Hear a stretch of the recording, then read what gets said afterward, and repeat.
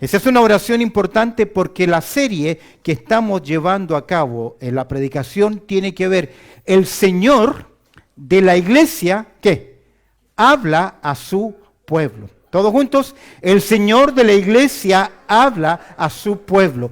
Y en el día de hoy vamos a ver la carta que se dirige a la iglesia de Esmirna, mirra. Ungüento que se usó en la adoración, pero también como símbolo de sufrimiento. Esmirna, la iglesia que padece persecución. Abre tu Biblia, por favor, ahí en Apocalipsis, en el capítulo 2. Vamos a mirar juntos desde el verso 8 en adelante. Apocalipsis, capítulo 2, versículo 8. Dice lo siguiente, también está en pantalla el texto. Y escribe al ángel de la iglesia en Esmirna. ¿Quién le escribe? El primero y el postrero, el que estuvo muerto y vivió. ¿Qué? Dice esto: yo conozco tus obras y tu tribulación y tu pobreza, pero tú eres rico. Y la blasfemia de los que se dicen ser judíos y no lo son, sinagoga, ¿de quién? De Satanás. Verso 10, no temas en nada lo que vas a padecer. Y aquí el diablo echará a algunos de vosotros en la cárcel, para que sean probados y tendréis tribulación por 10 días. Sé fiel hasta la muerte, y yo te daré la corona de la vida. Todos juntos, el que tiene oídos, oiga lo que el Espíritu dice a las iglesias. El que venciere no sufrirá daño de la segunda muerte. Bendito Padre Celestial, hemos abierto tu palabra y en esta hora, Señor, quiero pedir tu gracia, tu bendición para comunicarla, hablar nuestras vidas, Señor, y que podamos, después de este estudio, de este consejo, de oír tu palabra, ser personas diferentes. Encomendamos este tiempo orando a través del precioso nombre de Cristo Jesús. Amén y amén. Esmirna, la iglesia que padece persecución. Hermanos, una de las preguntas más difíciles que enfrentamos como creyente es esta. ¿Qué hacemos cuando seguir a Cristo nos cuesta algo? Cuando hay un precio que pagar. La verdad que no podemos explicar sencillamente por qué tú sufres. Hay una teología, se llama teodicea, que intenta explicar el sufrimiento humano. Pero el sufrimiento en la vida de los hijos del Señor obedece a un plan eterno, a un propósito. Es fácil hablar de fe cuando todo marcha bien, cuando hay salud. En mi país decía, cualquiera se sube al carro de la victoria. Pero cuando están los momentos difíciles, cuando es inestable la salud, se ha perdido la tranquilidad, hay presión en el hogar, hay pérdida, hay un tratamiento que seguir, hay una noticia, hay una pérdida. A mí me doy gracias al Señor por la fortaleza de nuestro hermano Eberto, porque a pesar de que él hace un par de días atrás perdió un hermano de carne en su país, mantiene su firmeza y su confianza en el Señor. Y es nuestra oración orar por nuestro hermano, por su situación. Lo bueno es, no sabemos la decisión final de su hermano, pero desde pequeño, Eberto con todos sus hermanos, conocía las Escrituras. De hecho, el nombre de su hermano es Efraín, como la tribu de Efraín. Así que oremos al Señor por eso. Pero la verdad, la prueba de nuestra fe no se ve en los tiempos fáciles.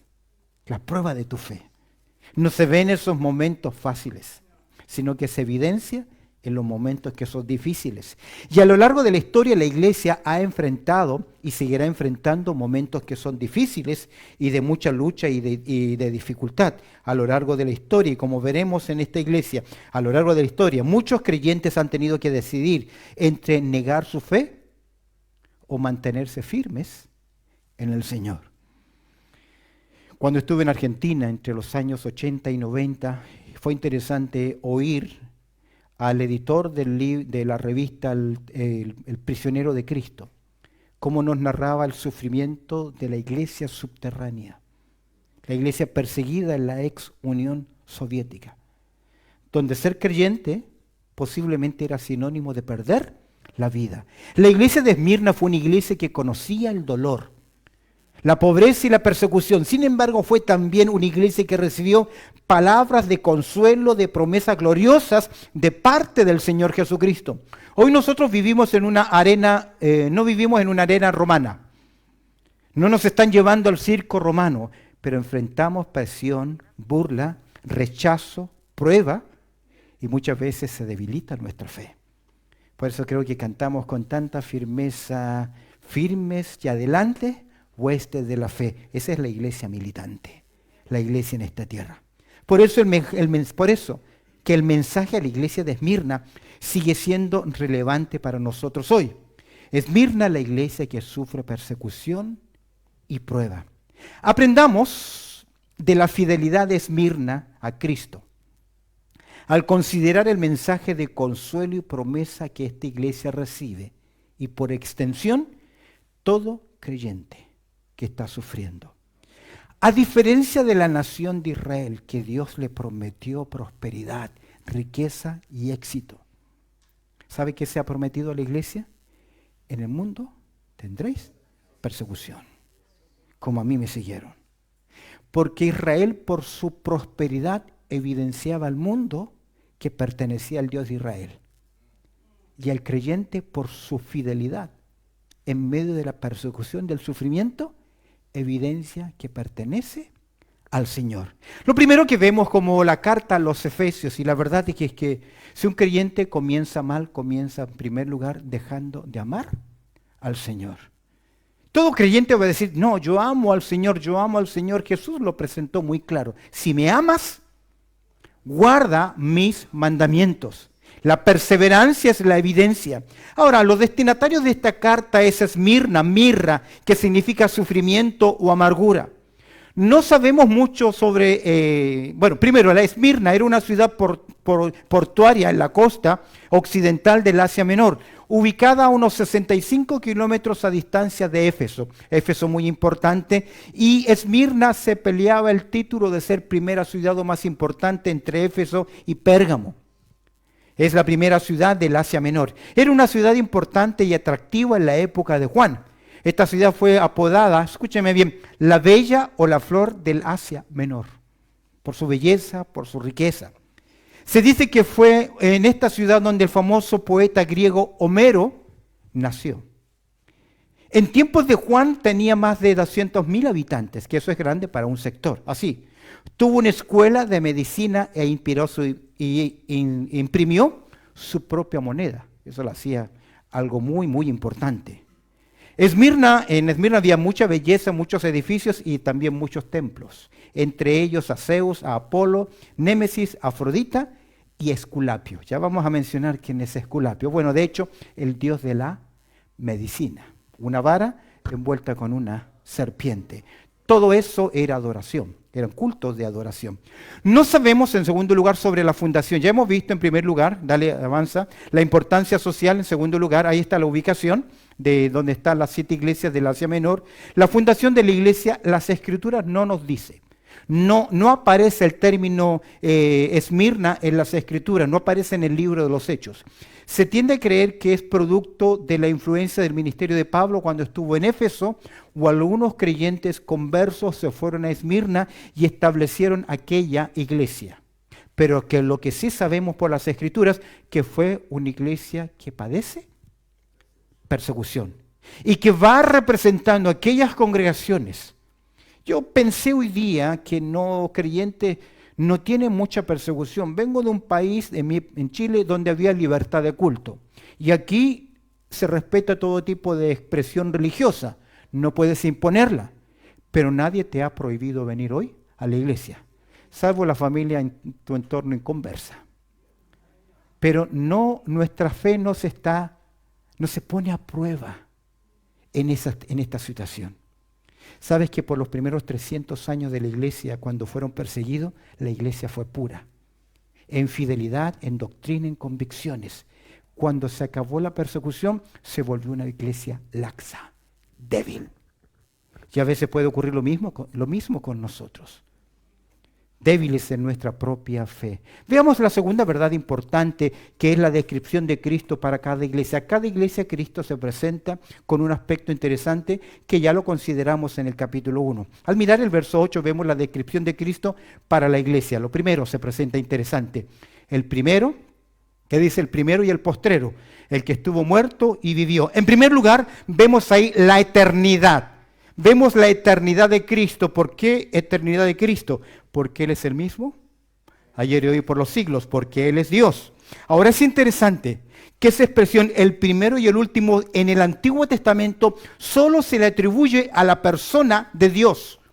Fue Isaías quien oyó en el capítulo 44, verso 6, yo soy el primero y yo soy ¿qué? El postrero. Así dice Jehová, Rey de Israel, su Redentor, Jehová de los ejércitos, yo soy el primero y yo soy el postrero, y fuera de mí, ¿qué? No hay Dios. Por lo tanto, se evidencia que el Señor de la iglesia no solamente es Señor por tener un título, es porque Él es Dios. Amén. Adoramos a un Dios y a un Dios vivo. Y esto es importante. Esta iglesia estaba sufriendo, pero no debía perder de vista que el gran yo soy estaba con ellos.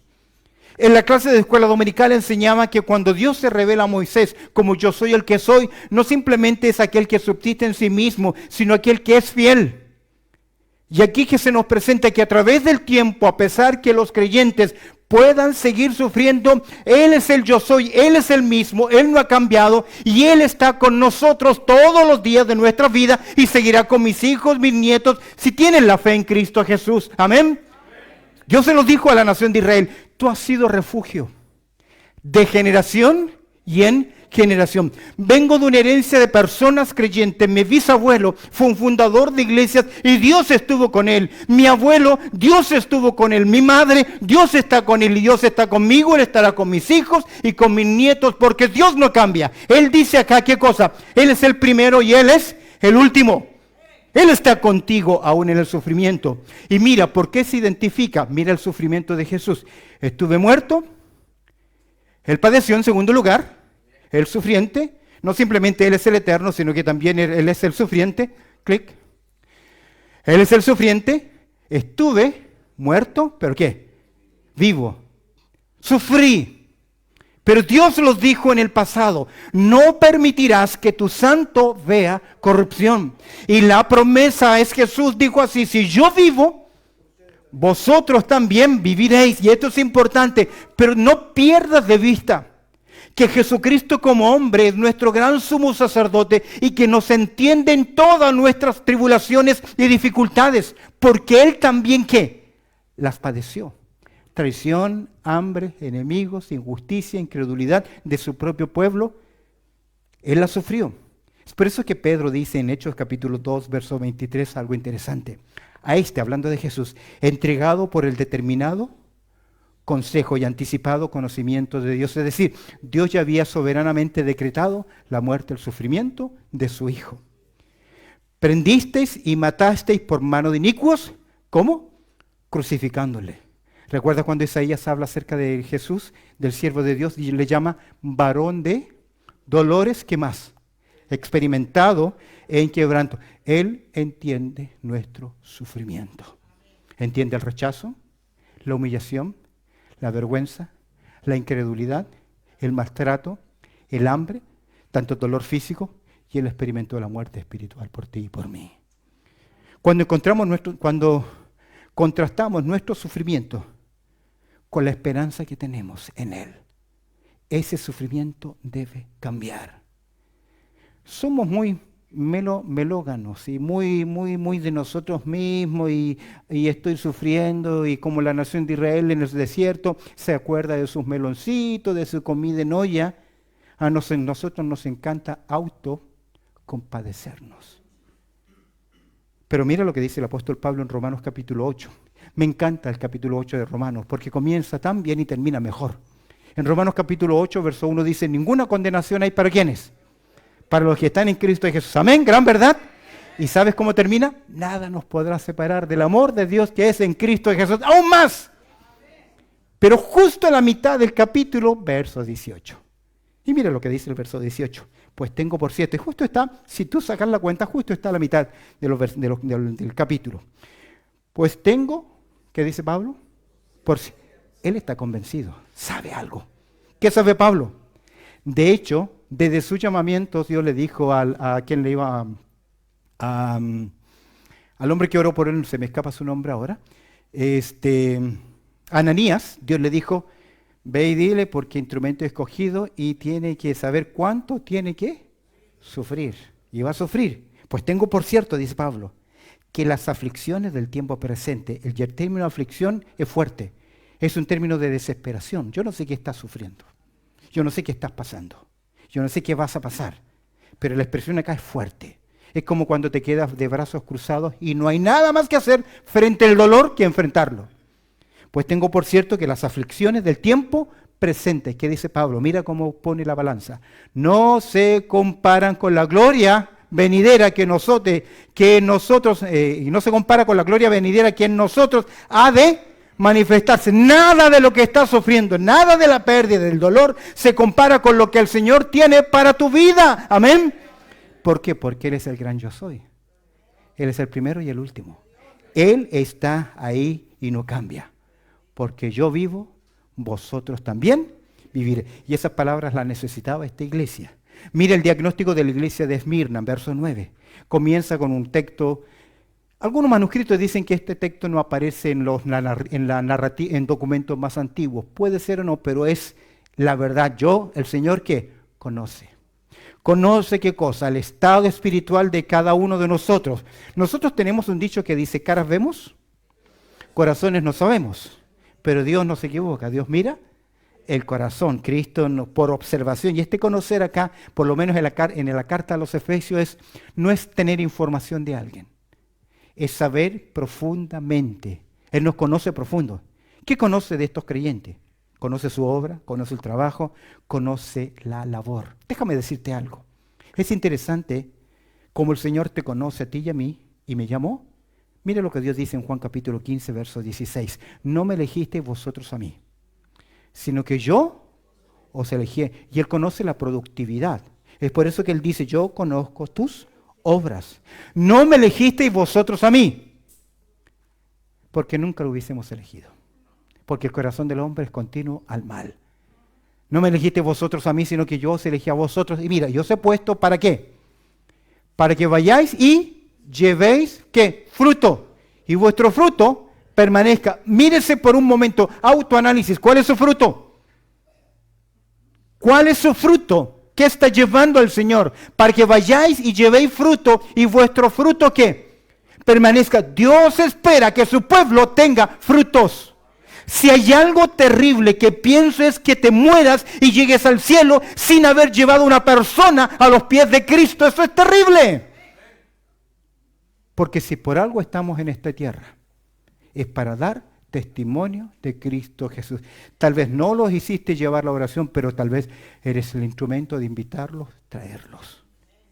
Lleva tarjetas, plan de salvación, folletos, comparte con personas. Ahora el Señor dice, yo conozco tus obras, pero también conoce y tu tribulación. No simplemente conoce el Señor su productividad, sino también conoce su padecimiento. ¿Qué padecimiento? Dice el texto, y tu tribulación. Esta palabra significa gran adversidad, carga agobiante, cualquier cosa que carga el espíritu, su dolor, su sufrimiento. En el contexto eran objeto de abuso, de acusación por sus creencias. A veces nosotros no sabemos, pero hay hermanos dentro de nuestra iglesia que sufren por su fe y siguen sufriendo por su fe. Y a veces no nos damos cuenta, pero a las noches y lágrimas hay dolor. Porque aunque hay un entorno familiar, hay una eternidad que los separa. Ahora, tribulación, sufrimiento. ¿Por qué el Señor permite que su pueblo, sus hijos, sufran? ¿Por qué o para qué? Ahora, siempre fui enseñado como predicador, nunca digas por qué, sino para qué. Suena bien, pero ¿sabes qué preguntó el Señor? ¿Por qué? El Señor. Porque a veces no entra en nuestra lógica. Estamos haciendo el bien, queremos hacer las cosas bien. Pero recuerda que quiere vivir piadosamente en Cristo Jesús, padecerá persecución. Pero si no la tienes, algo no está bien. Algo no está bien en tu vida. Era el Quijote de la Mancha que iba cabalgando con Sancho. Y el Sancho le dice al Quijote, mirá que los perros ladran. Estaban entrando a la ciudad y estaban haciendo mucho ruido. Y el Quijote le dijo, frase típica, dejad que los perros ladren, porque eso significa que aún estamos cabalgando. Si no hay nada a tu alrededor, es posible que no estás cabalgando ni haciendo lo que Dios quiere que tú hagas. Ahora, ¿por qué sufren los creyentes? Rápidamente un panorama para que lo tengas en mente. Sufrimos para corrección y purificación de nuestras vidas. A veces es correctivo. Estamos haciendo mal y Dios dice, no, te tengo que corregir, porque Dios disciplina y corrige ¿a quién? A sus hijos, a los que ama. Segundo lugar, para capacitar nuestro carácter espiritual, para que nuestra fe sea aprobada y para mejorar. Hay un proverbio que dice, hierro con hierro se aguza el carácter de su hermano. A veces Dios nos pone en ese laboratorio y pone a personas difíciles, muy difíciles, al lado tuyo. Pero no es para cambiarlos a ellos, es para trabajar en tu vida. Porque hierro con hierro se aguzan. Cuando estaba en Argentina me pusieron con un compañero que era difícil, ex marino.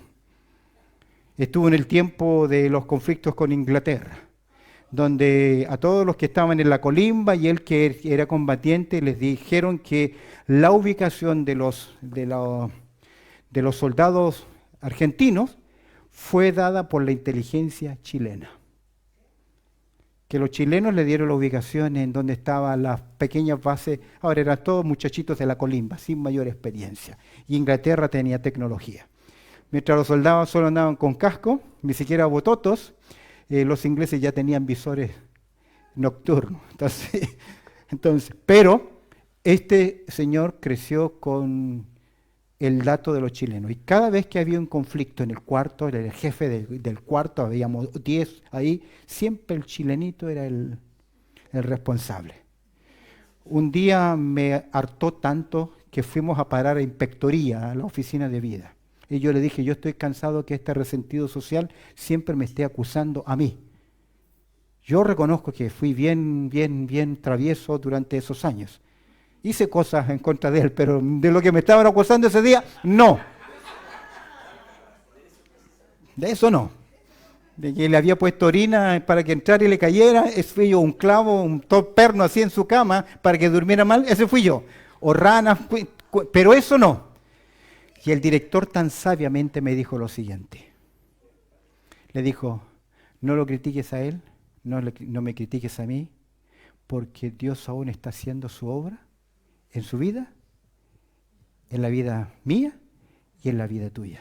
No has llegado a la perfección. Y esa es una gran lección.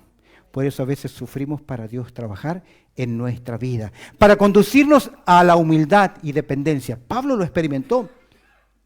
Él fue al tercer cielo, tuvo una revelación que Dios le dijo, no hables, y le dejó un mensajero de Satanás en su cuerpo, para mantenerlo, ¿qué?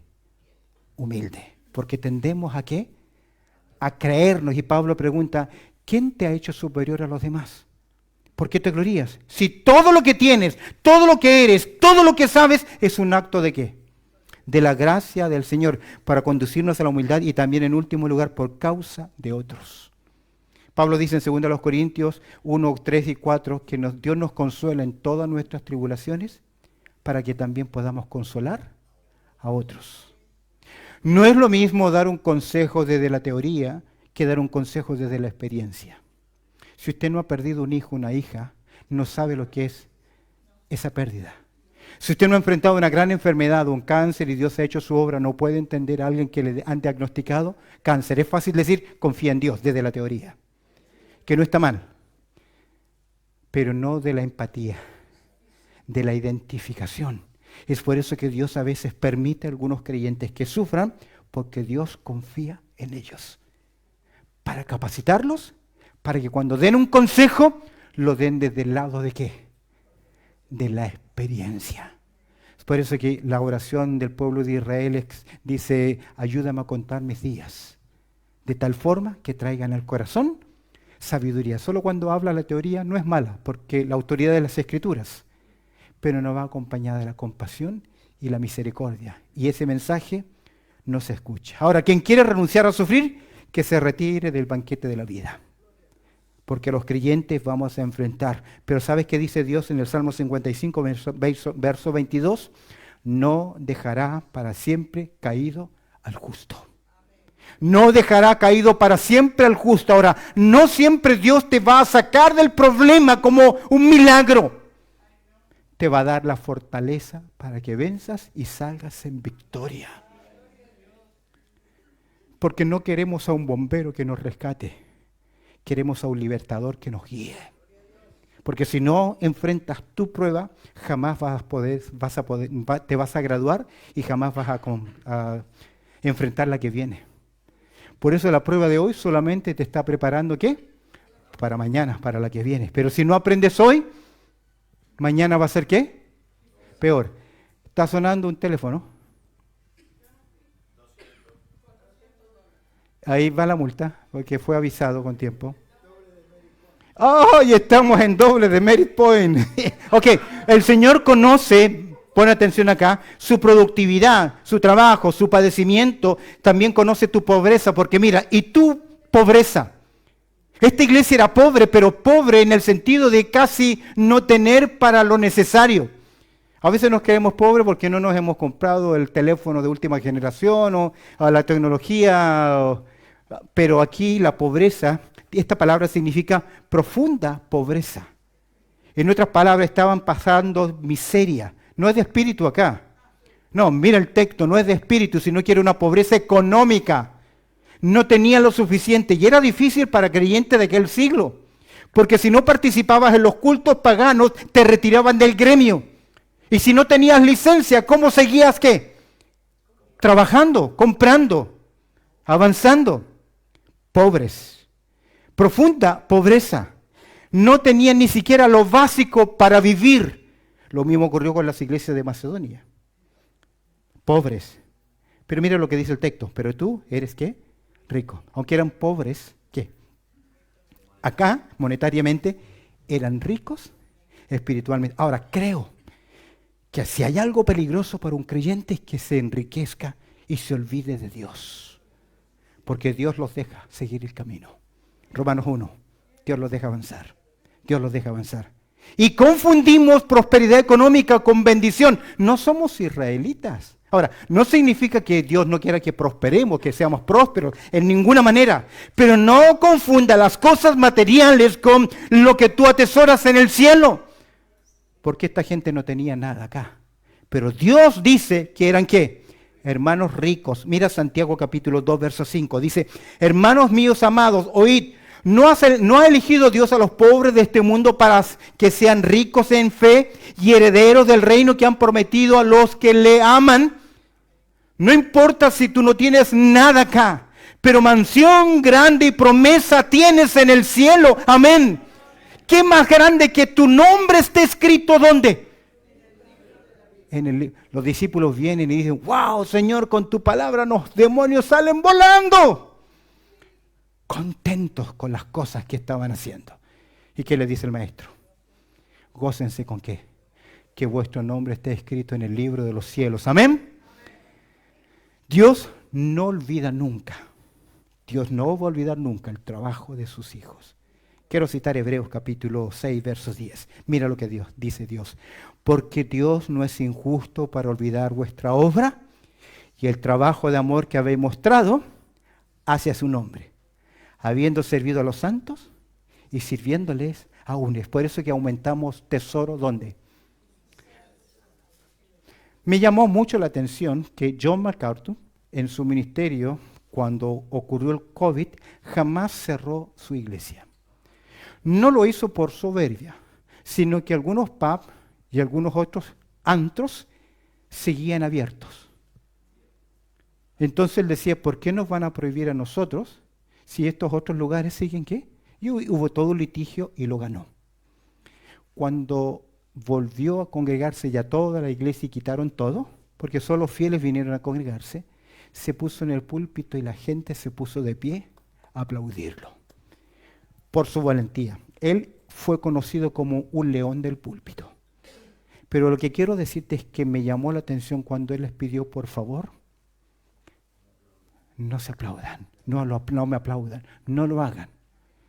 Y él dice después, me han robado mi recompensa en el cielo. Así que cuando pedimos que nos den un aplauso en esta tierra, ya no tienes ¿qué? Recompensa en el cielo. ¿Y sabes cuál es el mayor problema nuestro? Que buscamos ¿qué cosa? La recompensa, porque estamos sirviendo, especialmente el asado, dice alguien. ¿Sabes por qué? Porque estamos sirviendo al ojo del hombre. No sirve. No sirve.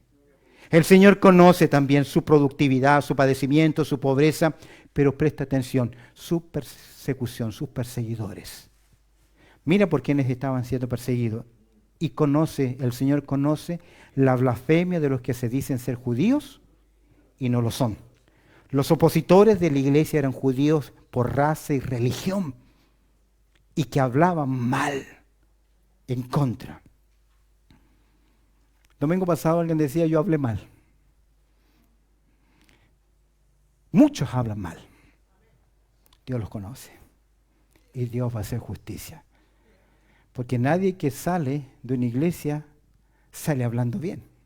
Tiene que justificar su salida hablando ¿qué? Mal. Si no, ¿por qué salió? Porque las cosas estaban bien. Pero mira lo que dice el Señor, y la blasfemia, el Señor conoce cada blasfemia. Dice, y la blasfemia de los que se dicen ser judíos y no lo son, que se dicen ser pueblo de Dios. Pero dice, y no que lo son. Eran judíos, judaizantes, legalistas, pero no pertenecían a la promesa de que Dios da a cada uno de ellos. Por el contrario, eran ¿qué? Sinagoga de... Usted sabe lo que eran las sinagogas.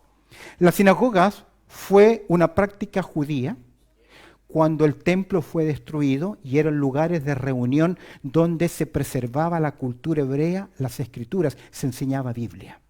Lugares importantes en el exilio. Lugares donde se adoraba y se aprendía las escrituras. De hecho, Pablo en su ministerio siempre llegó a estos lugares, porque había gente ahí que quería aprender y oír. Pero estos personajes, estos perseguidores son sinagoga ¿de quién?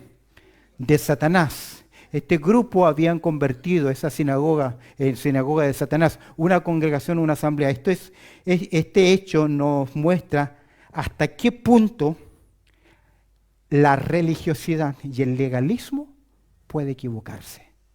Históricamente, los daños más grandes al pueblo de Dios son en nombre de Dios. Las religiones, el legalismo.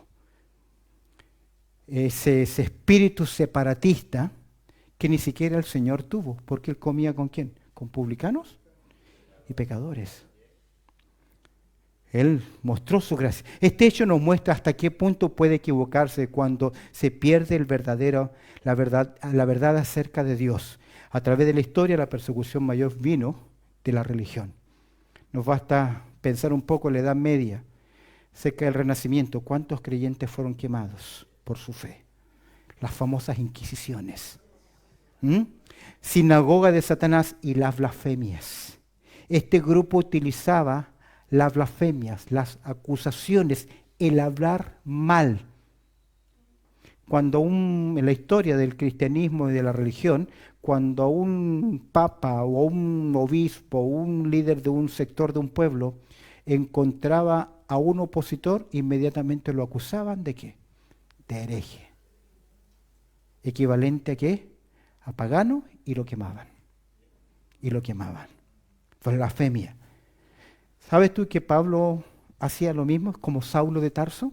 Mira en Hechos capítulo 13, verso 50. Dice el texto, pero los judíos instagaron a mujeres piadosas y distinguidas y a los principales de las ciudades para levantar acusaciones contra Pablo y los expulsaron de sus límites. Es decir, cómo Satanás va obrando para perseguir a creyentes. Quiero mostrarte algo. Roma acusó a los creyentes. Si tengo una imagen o tengo algo ahí, mira la acusación de ellos. Roma acusó a los creyentes en primer lugar de ser ateos. Después de practicar prácticas incestuosas. ¿Por qué ateos? Porque los judíos y los creyentes confesaban a una sola persona como Dios. Y Roma tenía un panteón de dioses. Roma no tuvo problema con el cristianismo. ¿Tú crees que Cristo es Dios? Venga al panteón. Sincretismo. ¿Un Dios más? ¿Cuál es el problema? Tenemos muchos y varios. Pero los creyentes no aceptaban eso.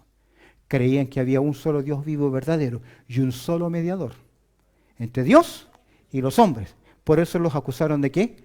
De ateos. También los acusaron de prácticas incestuosas porque se llamaban hermanos. Entonces, yo sé que con cultura nos llamamos Andrés, Manuel, o Raúl, o José, lo que se quiera. Pero la verdad es que somos hermanos. Y debe haber y cuidar esa amistad. Por eso los acusaron de prácticas incestuosas, que todos eran hermanos. Luego los acusaban de canibalismo, porque practicaban la cena del Señor, se estaban comiendo a Cristo.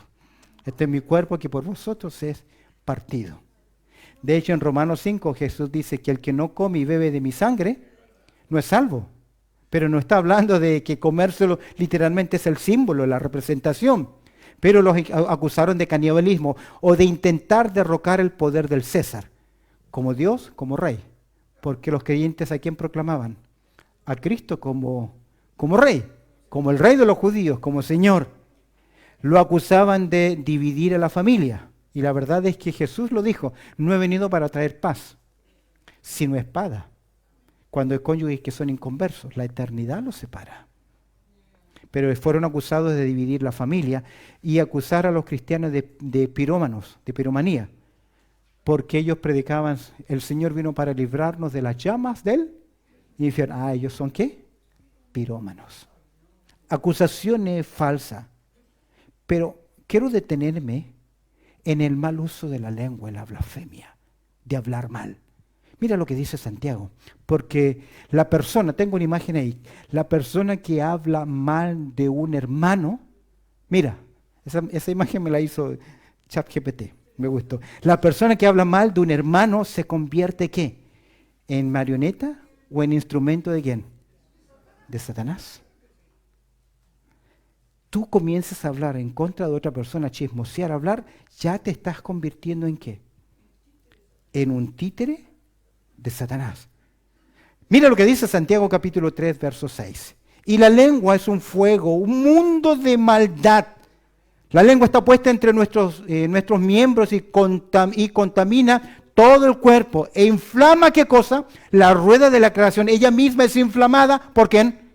Por el infierno. Observa el verso 14. Pero si tenéis celos amargos y contención en vuestro corazón, no jactéis ni mintáis contra la verdad. Ah, no es por fe, es inmaduro, lo que se quiera. Porque esta forma de pensar, esta sabiduría, no es la que desciende de lo alto, sino terrenal, animal, todos juntos, diabólica. No, yo no hablo con este hermano porque él es carnal, yo soy espiritual. Diabólica esa sabiduría. Porque el Señor te enseña que todos los demás son superiores a ti mismo.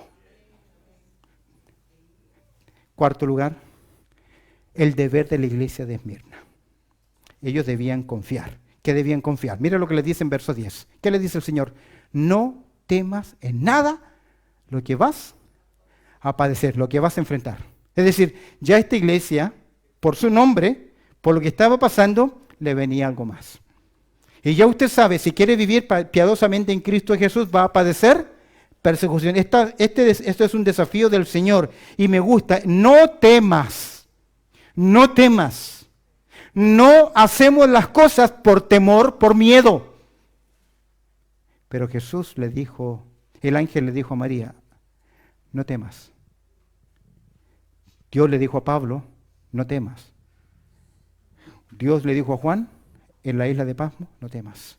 Y Dios te dice a ti, no temas lo que vas a padecer, porque seguro que vas a padecer. El Señor nunca esconde de los suyos el costo del servicio. En Filipenses 1:29 Pablo dice que lleva en su cuerpo y tiene el privilegio de sufrir por Cristo. No simplemente deben confiar, sino que también deben comprender. He aquí, ¿quién? Diabolos, el diablo, el acusador. El que murmura, el que habla en contra. Dice ahí, interesante que se le llama aquí a Satanás diablo. Diabolos, acusador, calumniador. Y cada vez que tú calumnias eres un diabolos. Porque esa es la palabra, diabolos, calumniador, acusador. Es interesante, he aquí el diablo echará a alguno de vosotros en la cárcel. ¿Y sabes qué debían comprender? ¿Qué debían comprender ellos? En primer lugar, comprender el conflicto espiritual, que detrás de toda persecución, ¿quién está? Satanás. He aquí el diablo, equivale al acusador. Echará a alguno de vosotros, ¿dónde? Ahora, la cárcel no es cárcel moderna, era más parecida a las de Bukele, no, ni la de los Bukele es 5 estrellas comparada a las cárceles de aquel tiempo. Era un agujero en la tierra donde los metían ahí y ahí se quedaban. Era sinónimo de morir. Apenas podían encuclillarse, eso era todo, un agujero. Las mazmorras también, donde Pablo estuvo en mazmorra, donde toda la pudrición de su cuerpo, ahí estaba, eran abandonados. Pero eso Pablo cuando está en la cárcel manda, tráeme el capote, porque hueso contra piedras duele. ¿Y frío? Y te dice que serán echados algunos de vosotros en la cárcel, para que seáis probados. El intento de los falsos sería apretarlos, que sufran, que sufran. Pero a la medida que Satanás hace caernos, Dios purifica la fe. Ahora, Pablo, lo decía esto antes, adelantándome, Pablo persiguió a los creyentes para obligarlos a blasfemar. En Hechos 26, 11 Pablo dice, y yo muchas veces castigándolos en todas las sinagogas, los forcé a blasfemar. Y esa era la idea de la cárcel, doblegar su fe, que renuncien. Que renuncien. ¿Qué debían comprender ellos? Debían comprender el conflicto espiritual, que es de Satanás, pero también debían comprender el control de Dios, que es lo que perdemos de vista en las dificultades.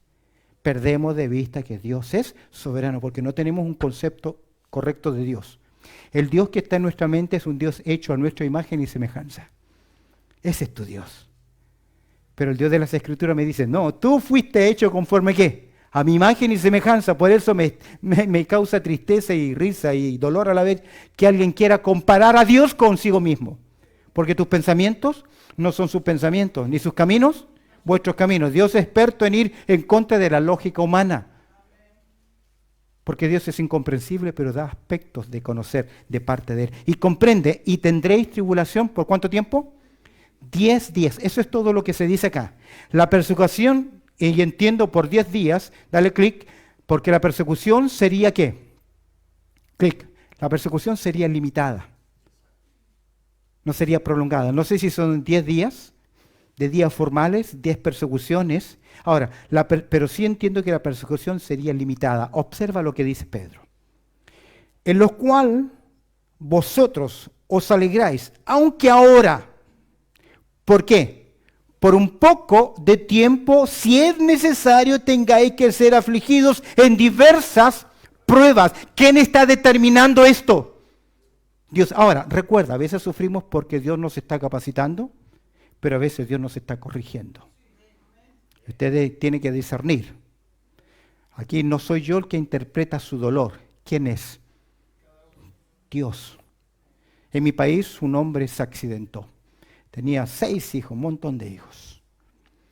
Trabajaba en la aviación, no sé si era área de limpieza o cocinero. El asunto es que se resbaló y se quiso firmar en su caída de un ollón de sopa. Lo tiró desde su cuello hacia abajo, las quemaduras.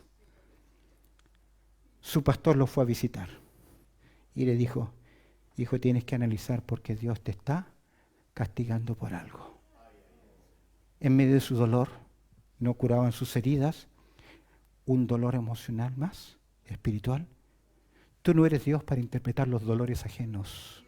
Tú debes interpretar tu propio dolor. Si Dios me está corrigiendo o Dios me está capacitando. Pero Dios permite que seamos probados, en lo cual vosotros alegráis, aunque ahora por un poco de tiempo. Si es necesario, tengáis que ser afligidos en diversas pruebas. 250 años, por 250 años, nuestros hermanos de la primera iglesia fueron perseguidos a muerte. Hubieron 10 persecuciones. El imperio dictó 10 edictos para destruir a la joven iglesia. La última persecución fue la de Diocleciano y duró exactamente 10 años. ¿Qué fue la persecución 10ª o la número 10? Yo no sé si estaba profetizado acá que se estarían hablando de esas 10 persecuciones. Yo sí creo que la persecución ahí, Dios está garantizando que si hay persecución, va a ser por un tiempo limitado. No sufrirá para siempre el justo. A veces Dios decide llevárselo. Fue Tertuliano, tengo una imagen ahí, fue Tertuliano en el año 197 que él dijo esta frase. En el año 197, en medio de la persecución. La sangre de los mártires, ¿qué es? La semilla de la iglesia. Porque Roma mataba a 1, Dios levantaba a 10. Roma asesinaba a 10, Dios levantaba a 100. No los doblegó. Y hay un personaje en la iglesia, en esta iglesia de Esmirna, que es tremendamente, Policarpio, que es tremendamente interesante. Mira, ¿qué es lo que debía aprender la iglesia? ¿Qué debía comprender? Confiar, comprender, pero también continuar. Porque mira lo que se le dice. Mira lo que el Señor nos dice. En medio de tu sufrimiento, en medio de tu dolor, ¿qué te dice?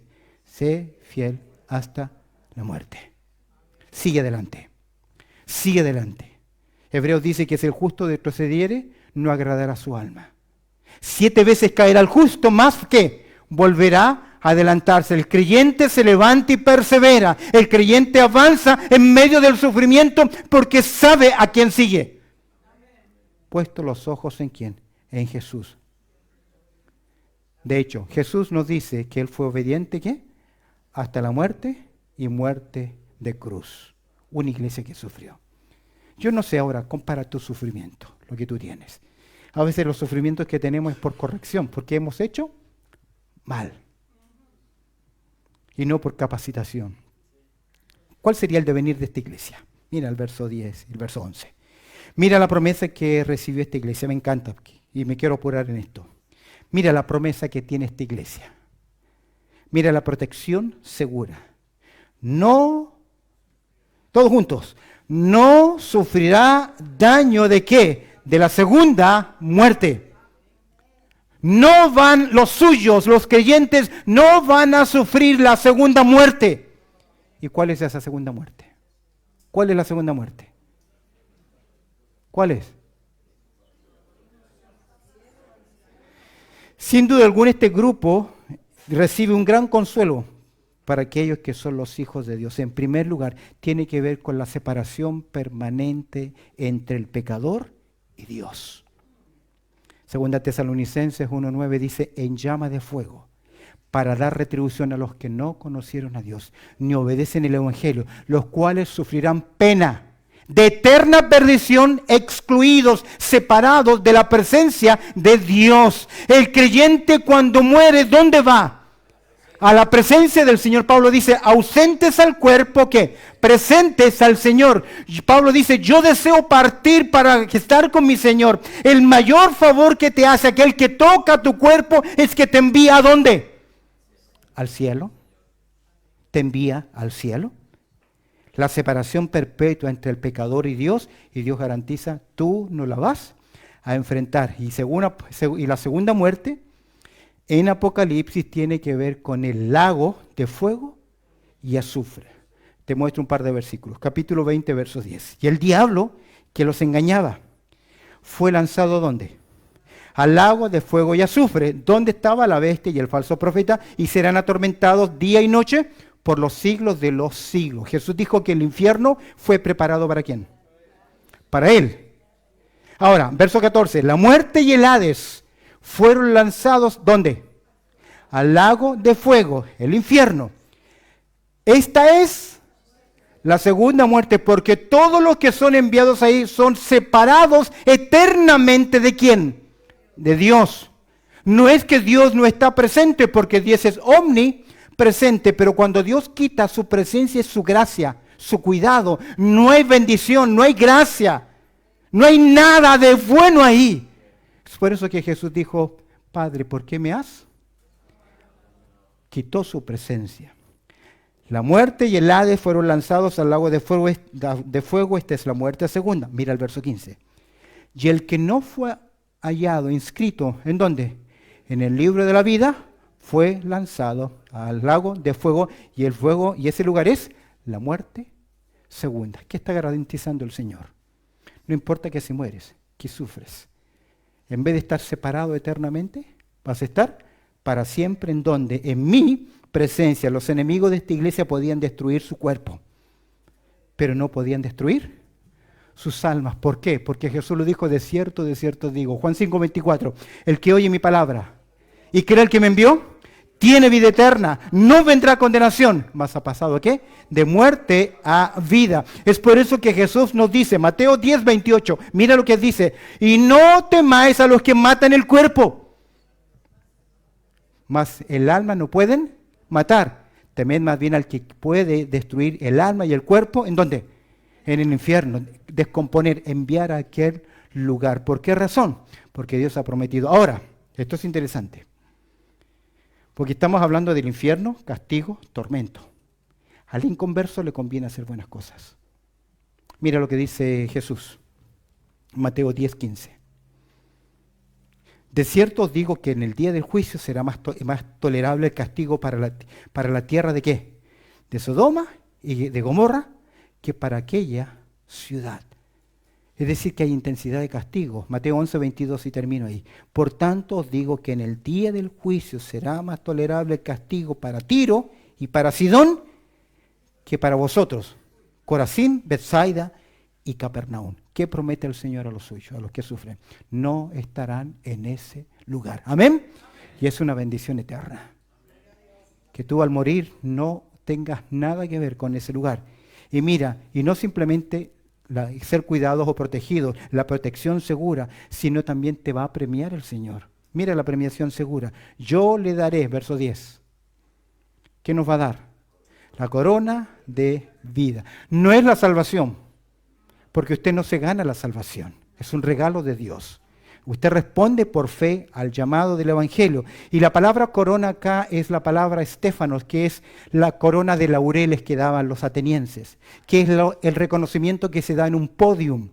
No es juzgativo, no le están dando la salvación, lo están premiando. El Señor va a premiar a los que sufren en esta tierra. Les va a dar una corona. No es diademas es de realeza, sino de recompensa, de reconocimiento. La corona de vida es el galardón que dará el Señor. Santiago 1:12 dice así: bienaventurado el varón que soporta la tentación, porque cuando haya resistido la prueba, recibirá la corona de vida que Dios ha prometido. ¿A quiénes? A los que le aman. Si tú estás sufriendo y has sufrido, ya tienes una corona para ti. El Señor se va a poner de pie y te la va a entregar. Pero sé fiel hasta la muerte. Hay creyentes que porque no están de acuerdo con algo, ya se enojan, dejan de servir, se van. No son capaces de sufrir nada, porque su orgullo es tan grande que no les permite humillarse. Incapaces de pedir perdón cuando han hecho mal. El que se humilla será exalzado. Sé fiel hasta la muerte. Los hermanos, la palabra del Señor dice, sé fiel hasta la muerte. No fueron solo un mandato teórico para la iglesia de Esmirna. Fueron palabras que muchos creyentes tuvieron que vivir y practicarlas, enfrentando pruebas reales, persecuciones reales y decisiones que implicaban vida o muerte. Permíteme ilustrar con un ejemplo histórico. Policarpo fue un creyente, un obispo, precisamente en Esmirna, y que fue obligado por las autoridades a maldecir. Le dijeron, si tú maldices a Jesús, si tú reniegas ahora, sigues viviendo, eres libre, te vas. O si no, te quemamos inmediatamente. Estaba allí la multitud, repetía continuamente, mueran los ateos, busquemos a Policarpio. Y él hubiese podido escapar. Y cuando César le dice, niega. Policarpio dijo lo siguiente, durante 86 años lo he servido. Y él nunca me ha traicionado. ¿Cómo puedo blasfemar el nombre de mi rey, el que me ha salvado? Fue amenazado a ser quemado vivo, a lo cual él volvió a replicar, me amenazas con un fuego que me quema por un poco de tiempo y enseguida se extingue, porque no conoce el fuego que espera a los malvados, el juicio venidero y la condenación eterna. ¿Qué esperas? Hazlo. ¿Qué tienes que hacer? Fue martirizado. Algunos comentaristas dicen que ellos, los creyentes, se abrazaban y mientras eran quemados o asesinados, cantaban himnos al Señor de gloria y de triunfo. Escúchame bien, en nuestro tiempo, así como en los días de Esmirna creyentes sufrieron, actualmente 1 de cada 7 cristianos se enfrenta a persecución severa. Y cada año cerca de 5.000 creyentes entregan sus vidas por fe a Cristo Jesús. ¿Y tú qué estás sufriendo? Por causa del Evangelio. Ay, no me saludó el hermanito o la hermanita. No me miró, no me habló. ¿Eso es sufrir por Cristo? Como que si te nutriese la vida espiritual, el saludo de los demás. El pastor pasó de largo y no me miró. ¿Te edifica eso? ¿Eres niño en Cristo? Terminemos con 1 de Pedro, capítulo 4, verso 12. Amados, dice Pedro, no os sorprendáis del fuego de prueba que os ha sobrevenido como si alguna cosa extraña os aconteciese. A mí me da miedo de leer esto porque yo sé que después de esto vienen pruebas. Si no, verso 13, ¿qué? Dice, todos juntos, gozaos por cuanto sois participantes de los padecimientos de Cristo, para que también en la revelación de su gloria os gocéis con gran alegría. Si sois vituperiados por el nombre de Cristo, ¿qué? Sois bienaventurados, porque el glorioso Espíritu de Dios reposa sobre vosotros. Ciertamente de parte de ellos Él es blasfemado, pero por vosotros es glorificado. ¿Qué dice el verso 15? Así que ninguno de vosotros padezca como que homicida o ladrón o malhechor o por entremeterse en lo ajeno. Es decir, no sufras porque metiste en la pata. Pero si alguno padece como cristiano, no se avergüence, sino que glorifique a Dios por ellos. De modo que los que padecen según la voluntad de Dios, encomienden sus almas al fiel Creador y hagan ¿qué? El bien. Amén. El que tiene oídos para oír, oiga lo que el Espíritu dice a la iglesia. Bendito Padre Celestial, te damos gracias por tu amor y por la reflexión en el día de hoy. Y ayúdanos a mirar con fe nuestras luchas, nuestros momentos difíciles. Y no autocompadecernos, autolamentarnos con un falso resignamiento, sino que miremos tu gracia y decir, Señor, somos tus hijos, somos fieles, estamos cabalgando, seguimos en la obra. Trae tu bendición sobre este pueblo tuyo. Y te pido por cada hermano o hermana que está sufriendo, tú conoces su dolor, dale gracia, fortaleza. Y que hoy pueda decir con gozo, aunque fálteme la fe, Cristo me tendrá. Él es nuestra fortaleza. En Cristo Jesús oramos. Amén y amén. Dios les bendiga, mis queridos hermanos.